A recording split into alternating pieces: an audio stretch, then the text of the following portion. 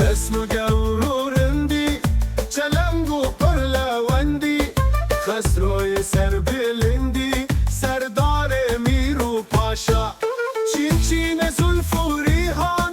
انیتا جا شرف خان ابرو کوان و ایوان رو گل گشد کاشا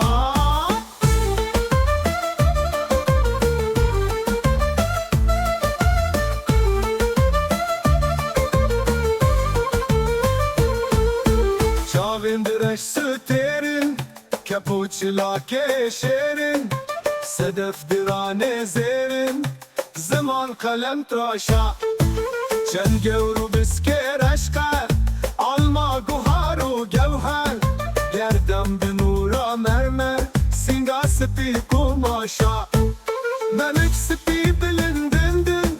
beşidi gül kubendin, serpeşi mumu fındin, yakut durdu kaşa.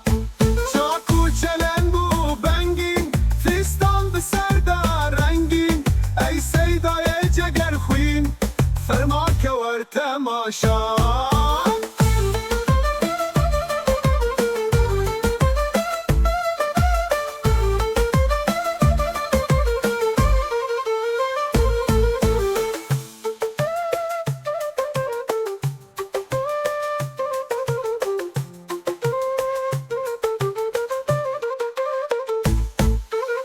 چین زلف و ریحان انیتا جا شرف خان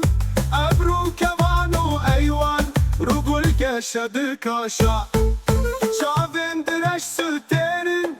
kapuçla keşerin sedef dirane zerin zaman kalem tıraşa çen gevru bisker aşka alma guharu gevher gerdem binura mermer sipi kumaşa Memik sipi bilindin